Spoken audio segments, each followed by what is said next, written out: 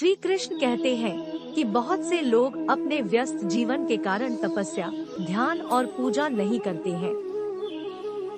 अगर किसी व्यक्ति को स्वर्ग की इच्छा है तो उसे प्रतिदिन ध्यान और तप करना चाहिए। जो लोग गलत काम करते हैं, हमेशा झूठ बोलते हैं,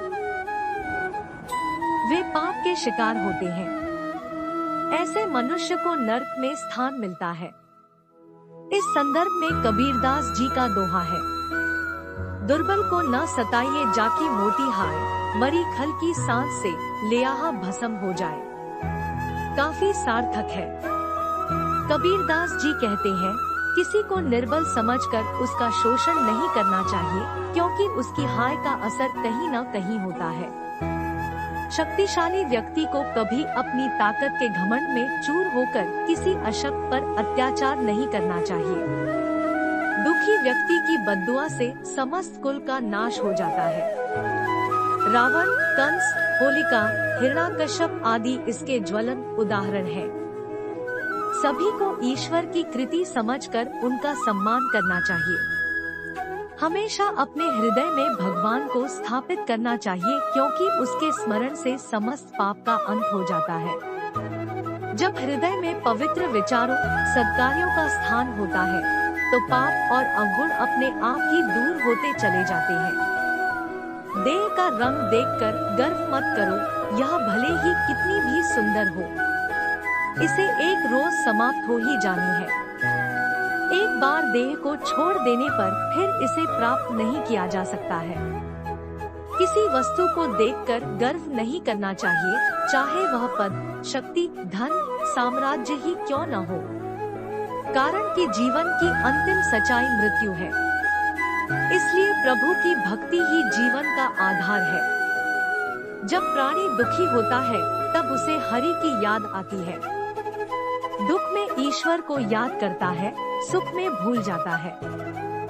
दुनिया में सभी वस्तुएं एक समान हैं और उन सब का सम्मान होना चाहिए। इसलिए सबल, निर्बल सभी को एक नजरिए से देखने की दृष्टि होनी चाहिए। एक कहावत है कि दुर्बलता एक अभिशाप है, क्योंकि ऐसा व्यक्ति ही हर तरह की मार खाता है। शरीर और मन दोनों की अशक्तता कौन अधिक बड़ा अभिशाप है, यह बताना कठिन है, पर इन दोनों शक्तियों का समन्वय ही सफलता का कारण रहा है। संसार में अनेक दुष्कर्मों को पाप की संज्ञा दी जाती है। चोरी करना, हत्या, दुराचार, झूठ बोलना, धोखा देना, विश्वासघात करना, किसी को पीड़ा, नुकसान पहुंचाना आदि पाप कर्म कहे जाते हैं। लेकिन एक और भी बड़ा पाप होता है, वह है कमजोर होना। दुर्बलता से अन्य पापों को प्रोत्साहन मिलता है। निर्बल आदमी ही पाप में जल्दी प्रवृत्त होता है। स्वामी विवेकानंद ने कहा है, कमजोरी कभी न हटने वाला बोझ और यंत्रणा है। इसका नाम ही मृत्यु है। हमारे बहुत से दुखों का कारण भी यही है। सारी दुर्जनता निर्बलता की ही देन है, जिसमें कोई शक्ति नहीं है। इसलिए साहस सबसे बड़ी सबलता है। जिसमें साहस नहीं, वह अपने या अपने पड़ोसी पर होने वाले अत्याचारों के विरुद्ध कैसे आवाज उठा सकेगा। अत्याचार सहन करना, उसे समाज में होते देखना भी कम बड़ा अन्याय नहीं है।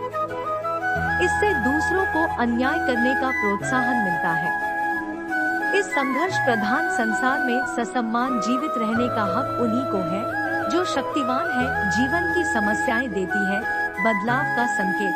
गीता में लिखा है कि हमारे जीवन में समस्याएं बिना किसी कारण नहीं आती, उनका आना एक इशारा है कि हमें अपने जीवन में कुछ बदलना है।